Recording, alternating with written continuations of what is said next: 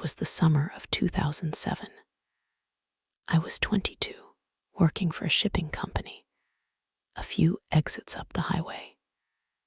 A giant warehouse with no air conditioning, filled with dust, smelling like cardboard and broken dreams. My friend Patrick and I were both on the loading crew.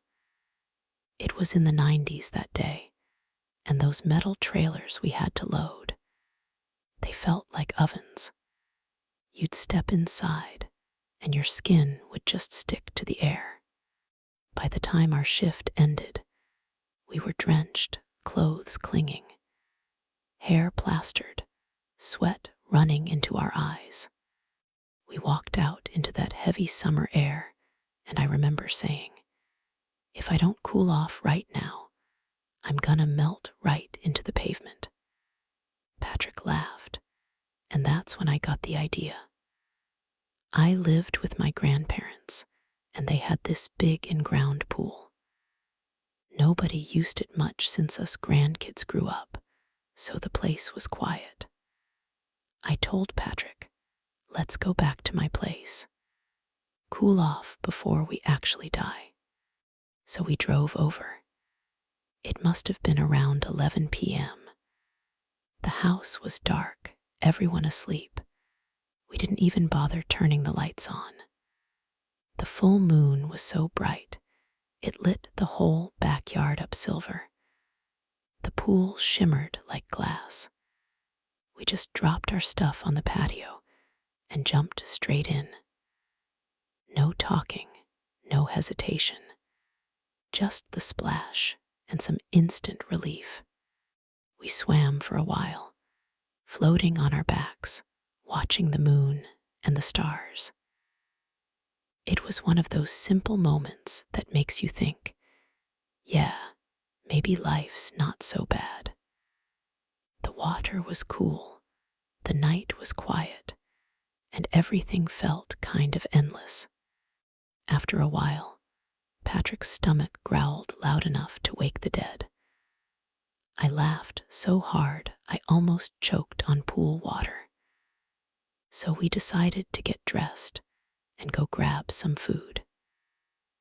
We figured we'd swing by the convenience store, then head to his place. His parents were out of town, so we could just hang out there. We drove with the windows down, that humid air rushing in, still smelling faintly of chlorine. The store was mostly empty, just a sleepy cashier and the buzz of those flickering fluorescent lights. We grabbed a couple sodas, some hot dogs from the roller grill, a few bags of chips, and some candy. Real nutritious, you know. Then we headed out. Now, Patrick never liked driving main roads at night. Said the headlights of oncoming cars messed with his eyes. So he always took this one back road that cut between his side of town and mine. I didn't mind. It was peaceful out there. Quiet. Just crickets, a few porch lights here and there, and the occasional flicker of lightning bugs. We were about halfway down that stretch when I saw them. These glowing eyes in the field off to my side. At first, I thought deer, or maybe a coyote. That was normal enough for our town. I pointed it out, and Patrick slowed down. He was careful like that, didn't want to hit anything. But then the eyes moved. They turned slowly, like they were looking right at us. And before I could even blink, whatever it was, it stood up. I swear to God, it stood up. Tall, taller than any man I've ever seen. Must have been 8 feet or more. And it wasn't shaped right. Not human, not animal. At least not one I had ever seen. The shoulders were too wide, the limbs too long. It was still half in shadow, but I could see the outline in the moonlight, and it was like nothing I've seen before. I screamed. Patrick floored it. Tires squealed, gravel flying. But the thing, it started running. Toward the road, toward us. I turned around in my seat, heart pounding so hard I could barely breathe, and I saw it.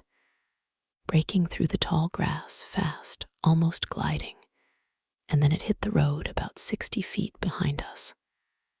For a split second, under the moon, I saw its shape clear as day. Grayish fur, bent legs, long arms, head-like. Like a wolf, but bigger, heavier. And then it was gone. Just the empty road behind us. Patrick didn't say a word. He just kept driving, hands clenched on the wheel so tight his knuckles went white. We didn't even breathe until we got to his driveway. And then we just sat there, engine idling, both of us staring straight ahead like, if we didn't move, maybe it wouldn't be real. Finally, I said it. "Patrick," I whispered, "I think we just saw a werewolf." He snapped out of it real fast. "No," he said, shaking his head. "No way. Werewolves aren't real, Jane. You saw a deer or a dog or something. You're just freaked out." But I knew what I saw. 1 second it was on all fours, the next it was standing, towering, and it was a full moon, for God's sake. It all fit too perfectly. We went back and forth, me insisting, him denying. He said maybe it was a bear, a trick of the light, heat stroke, anything but that. Eventually, we gave up. We went inside and put on a movie, a comedy, to calm down. I don't remember which one. I just remember laughing too loud, forcing it, trying to drown out the image burned into my mind.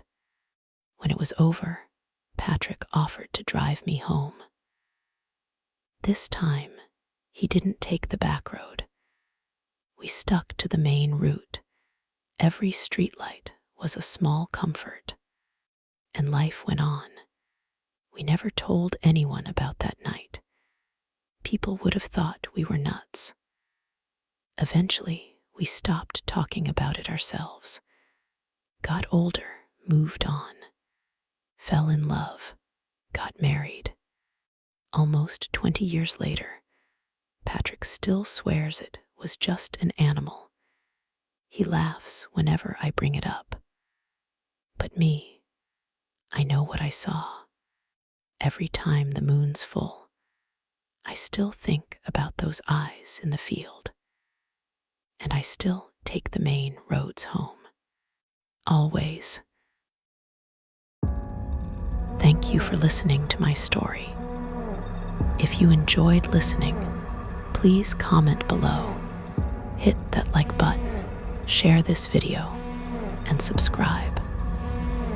More tales will be coming soon.